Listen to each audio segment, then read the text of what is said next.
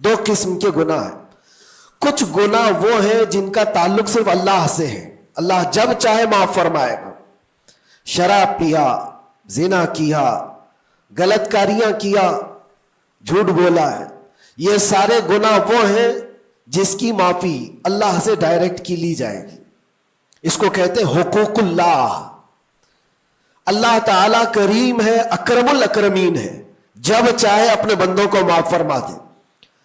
لیکن کچھ گناہ ایسے ہیں جن کا تعلق بندوں سے ہے.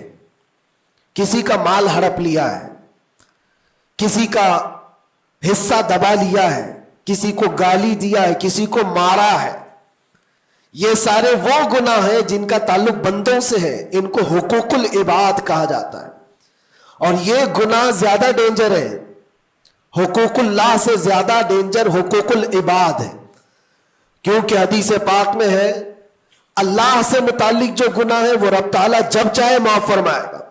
لیکن جو بندوں سے ریلیٹڈ ہے اللہ فرماتا ہے جب تک بندہ بندے کو معاف نہیں کرتا اللہ نہیں معاف فرمائے گا, اللہ معاف نہیں فرمائے گا. حضور پاک صلی اللہ تعالیٰ علیہ وسلم نے صحابہ سے پوچھا سب سے غریب آدمی کون ہے, تم جانتے ہو سب سے مفلس آدمی کون ہے؟ حضور صلی اللہ علیہ وسلم نے صحابہ سے پوچھا تو صحابہ نے کہا اللہ کے نبی زیادہ جانتے ہیں. آقا کونین صلی اللہ علیہ وسلم فرماتے ہیں سب سے زیادہ غریب قیامت کے دن وہ نہیں جس کے پاس پیسہ نہیں, مال نہیں, نیکیاں نہیں, وہ نہیں, بلکہ میرے آقا فرماتے ہیں قیامت کے دن ایک بندہ ایسا ہوگا جس کی نمازیں بھی بہت تھی, صدقات و خیرات بھی بہت تھے, حج بھی کیا تھا, زکوٰۃ بھی دیا تھا, عمرے بھی تھے, نفل عبادتیں بھی تھی, اس کی بہت نیکیاں لے کر کے آیا تھا. لیکن جس وقت وہ عدالت الہی میں پیش ہوا تو کئی لوگ کھڑے ہو گئے, ادھر سے ادھر سے آئے, رب تعالیٰ سے کہنے لگے مولا یہ نیک تو بہت ہے, نمازیں اس کی بہت ہے, حج بھی کیا ہے, عمرے بھی کیا ہے, لیکن میرے پیسے بھی دبا کر رکھا تھا. کوئی کہتا ہے کہ مولا میرا حق اس کے اوپر بنتا ہے, اس نے مجھے گالی دی تھی. کوئی کہتا ہے کہ مولا میرا بھی حق بنتا ہے, اس نے مجھے مارا تھا. کوئی کہتا ہے مولا میرا بھی حق بنتا ہے, اس نے میرے پیٹھ پیچھے مجھ سے چغلی کی تھی اور لڑانے کی کوشش کی تھی, میرا حق بنتا ہے اس پر. تو یہ سارے حق طلب کرنے والے بندے کھڑے ہو جائیں گے اس کے خلاف جو نیکوکار تھا. اللہ تعالیٰ فرماتا ہے تم لوگوں کو اس سے کیا چاہیے؟ سارے بندے کہتے ہیں مولا ہم تو گنہگار ہیں, نیکیوں کی کمی ہے, اس کے پاس نیکیاں زیادہ ہے, اس کی نیکیاں ہمیں دلا دے. اب عدالت الہی کا یہ فیصلہ سنو, اللہ فرشتوں کو حکم دیتا ہے اس کے پاس جتنی نیکیاں ہیں وہ ان سب میں تقسیم کرو. جتنوں کا حق اس نے دبا رکھا ہے سب میں اس کی نیکیاں بانٹی جائیں. جب فرشتے اس کی نیکیاں نکال نکال کر تقسیم کر رہے تھے, نیکیاں اس کی پوری ختم ہو گئی, حقداروں کا بھی حق پورا ہوا نہیں, کچھ اور بھی باقی رہ گئے تھے. وہ کہنے لگے مولا ہمارا بھی حق ہے اس کے اوپر, ہمارا بھی اس نے مال رکھا ہے. اللہ تعالیٰ فرماتا ہے اب اس کے پاس تو نیکیاں پوری ختم ہو گئی, تم چاہتے کیا ہو؟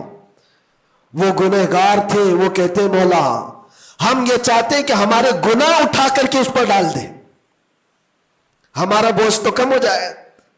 حکم ہوگا رب تعالیٰ کا کہ اس کے اوپر ان کا حق بنتا ہے, لہذا ان کے گناہ اٹھا اٹھا کر کے اس کے اوپر ڈالو.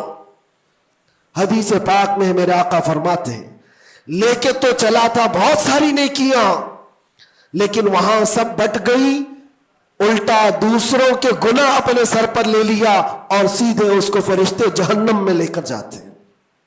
یہ قیامت کے دن کا سب سے مفلس آدمی ہے, سب سے غریب. اسی لیے اے لوگوں حقوق العباد میں کبھی گرفتار مت ہونا, دنیا میں کسی کا حق دبا کر مت رکھنا.